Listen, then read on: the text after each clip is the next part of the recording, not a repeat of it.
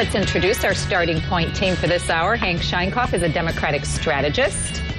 Margaret Hoover is a former White House appointee under the Bush administration. Did we not get a picture of Hank? I want to give you a time to smile. Hank Let's is put him back virtual. on camera. I'm a virtual Hank. There he is. Great on my level. Yeah. Does very well.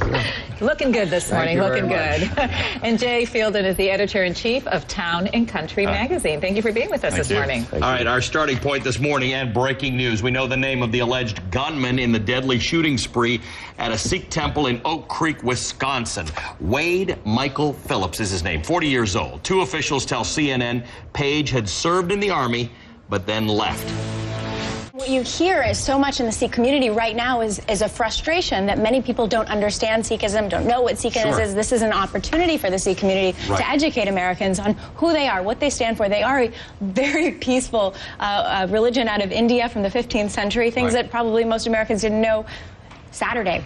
Yeah. But a lot of Americans are learning and now. at a place of worship. I mean, and it's not, to me, that different from the idea. I mean, I know a place of worship has is so sacred, but same thing occurred to me with the movie theater shootings. It's like, you don't go to a movie theater Places that you thinking consider anything safe, else than right? it's a family place where you get peace. You get a family place, you get peace, but as long as we have illegal guns running around this country and we have no way to control them, we're going to have more of these kinds of incidents because there are enough crazy people to use them in the most amazing ways. But just for the record, we don't know if it was an illegal gun, and I do think we should hold off on the gun debate. Do we make this a gun debate a day after this massacre, or do we let the families bury their dead and have some peace on this debate before we bring it into a policy debate? We should be talking about how we stop these things from happening again. Well, he alluded to that. Because they keep happening again and again and again. This is not an isolated incident. This goes on and on. This is it's preposterous that a country as civilized as ours sees these kinds of incidents with guns all the time. There was a report that an official said that he owned the gun legally. The one that he used in the shooting was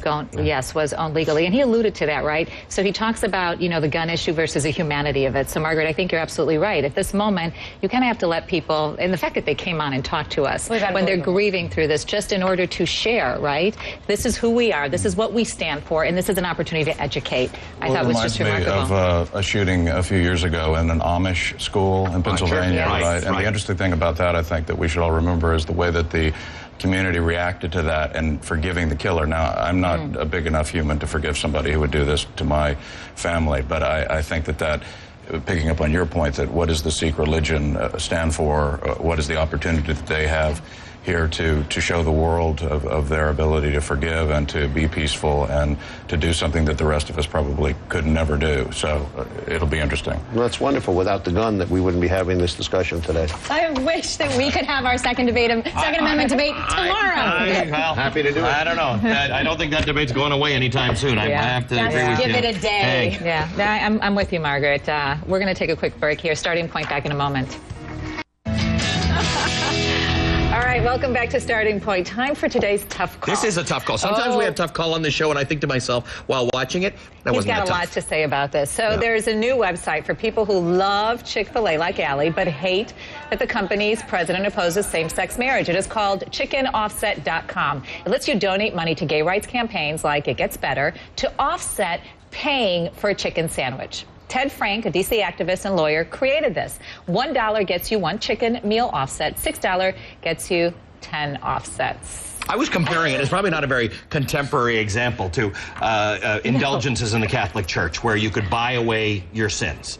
And you looked at me like you thought I had three heads. Well, I think that we got some very bad and good things out of indulgences, including the Sistine Chapel and Raphael, who painted the entire thing. So. And here's what you get out of drawing offsets. You support actually very good organizations, itgetsbetter.com, the It's Better campaign, and also they suggested Freedom to Marry, an organization I'm affiliated with. Freedom to Marry is an organization nonprofit that educates people about the value of marriage. Hank, do you ever see this when you buy an airline ticket? You get a chance to do that, right? They tell you at the bottom, you can check a thing to say, you're going to use this much carbon for your ticket, so you can offset it somehow. No, they don't do that. Nor when if you carry this logical argument to the end and you go right to the liberal argument, you say, okay, don't stay in a Marriott hotel because they're anti-union.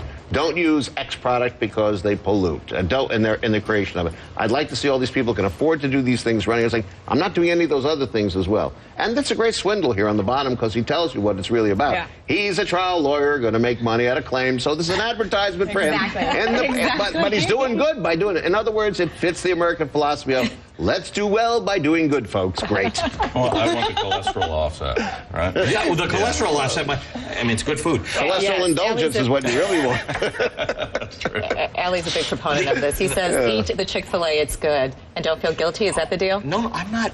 Why are you putting me to quote? All I am telling you, and many people who have had this discussion, who have very strong views about Chick-fil-A's position and Dan Cathy's position, have also qualified it by saying, but boy, that chicken is good. That's all I'm saying. You're just saying there's a place to have a same-sex marriage argument, and there's a place to eat chicken, and they're not the same place. I'm just saying that I'm conflicted in that whole issue. How about, instead of worrying about same-sex marriage in this case, how about talking about what those people are being paid behind the counter every day and asking for that they get a raise because they may be paid just a little bit above the minimum wage. That would be really something. So there are a lot of people who say, buy everything American, right? Just stop buying things that are outsourced. If I did buy things that were made in China, I would be naked and without any electronics right now. But you would be a great sprinter as a Kenyan. I'm sorry to introduce that at this hour of the morning. We're marathoning, we're naked, we're... That'd be great. You'd have no encumbrances. You just go like the wind. That's why I would win the marathon. There'd be no resistance at all. That and shave my body and I'm set. Way to go. I think this might be time for you to take us to a commercial. Yes, head on Starting Point. Greetings from Mars. The first photos beamed back from the red planet. It's courtesy of NASA's rover. Is there anyone out there? NASA's chief scientist is here to talk about what we could find and if we are ready to handle it. You are watching Starting Point. Well, the race for the White House is apparently very personal for President Obama. A new e-book called Obama's Last Stand will be out in 2 weeks. In it, author Glenn Thrush of Politico says aides have picked up a level of anger in the president for Mitt Romney that he never had for Hillary Clinton or John McCain. Thrush writes that President Obama began the campaign with neutral feelings about Romney, but quickly developed, quote, a genuine disdain for the man.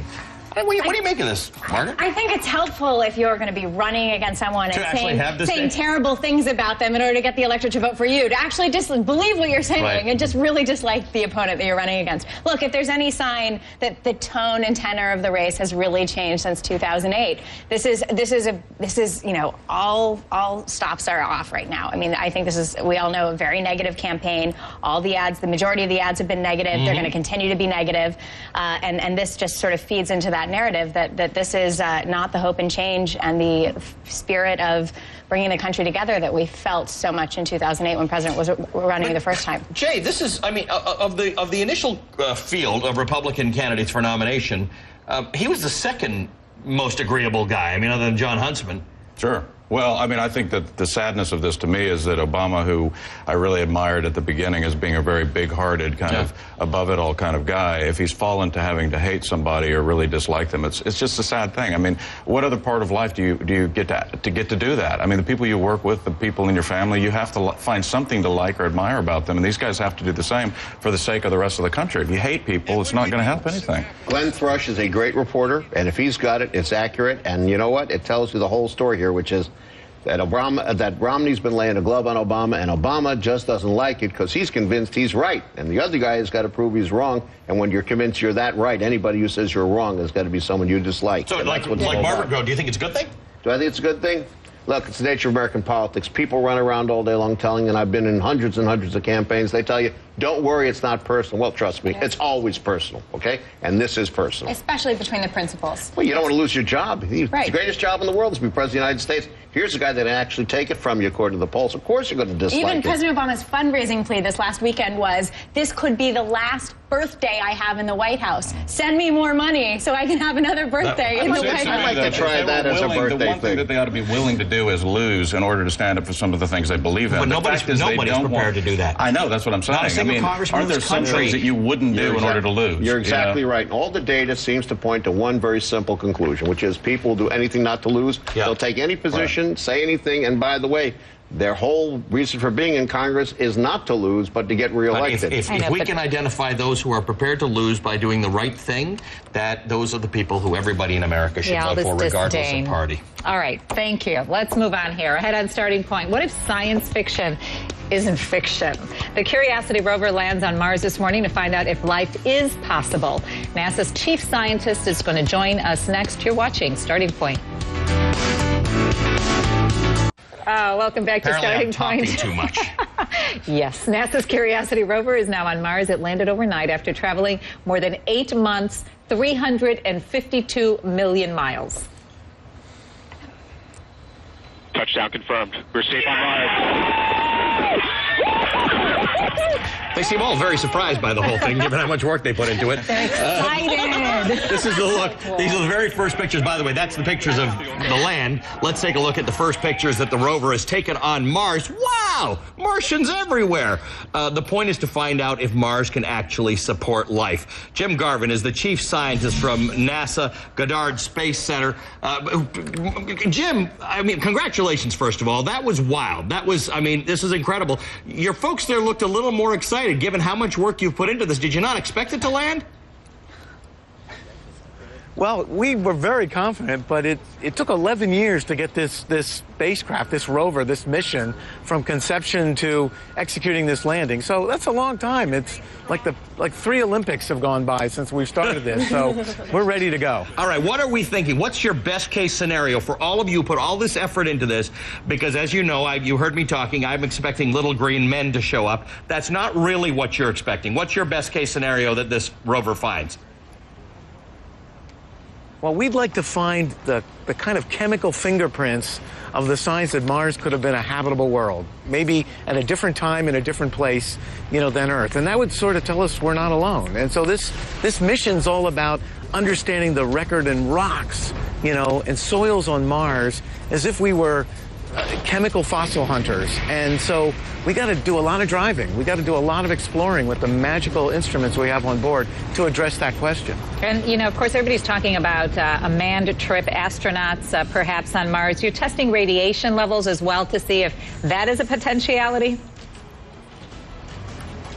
Yes, in fact, we have 12 instruments on this amazing vehicle, Curiosity, one of which measures the spectrum of radiation that a person, if they were on Mars, would experience. And that's a real factor, a health factor, when we eventually get to send women and men to Mars. So we're pathfinding. And, I do want to talk about those. Is it 7 minutes? Was that really important landing point that happened? Could you walk us through that? Because this, if it would have failed, it would have been a huge failure. Well, sure. Well, we've traveled for, as you said, hundreds of millions of miles in space since we launched last November. And when we got close to Mars, we had to separate our spacecraft and put it into configuration to land. We had 7 minutes to go from 13,000 miles an hour to essentially 0 in the right place. And so we had to go through a whole series of, almost gymnastic movements to be able to bring this vehicle to the point where this metric ton rover, size of a car, could land on Mars in the right state, in the right place to do our science. And that's kind of miraculous. I mean, it's kind of like winning a gold medal in the Olympics, getting it right the first time. And we did. We could watch that video all day long. I mean, these folks really excited about this moment in time. We can't wait to see what you find next. I know you're going to be sharing pictures, so we're really looking forward to that. Jim Garvin, Chief Scientist, NASA Goddard Space Center. We're really excited to have you. Good luck. Thanks. We're ready to go. He has reignited my excitement about this thing. I was very disappointed we weren't going to get little green Martians. I'm back in the game. It's extraordinary. They're going to be there for 1 Mars year, which is over 600 days, and collecting data and sending it back, hopefully, to Earth. All right. It'll I'm be sensing exciting to watch. conspiracy theory already, though. That little delay. Where is he? Is he in, like, Area 51 in New Mexico? All right, Endpoint is next. We'll see you in a minute. It is time for the Endpoint, and Jay, we're going to give it to you today. The winner. I don't know how that happened. I was actually joking. Well, I wanted to bring up something slightly controversial, which is the Olympic basketball team, the Americans, which I just find, completely boring to watch in the sense that, yes, I know. Jaw-dropping. Completely controversial. Right. It reminds me of, my favorite show, The Office, the British version, of course, Ricky Gervais, who played David Brent, and the name of his band was called Foregone Conclusion. And I think that really connects to what's going on there. It's I could watch them forever, and they're the Americans. I don't know. It's like you anyway. It's just not the same. All right, Margaret, Hank, and Jay, thank you so much for weighing in this morning, and thanks for leaving us with that thought, Jay. CNN Newsroom with Carol Costello begins right now. Thanks.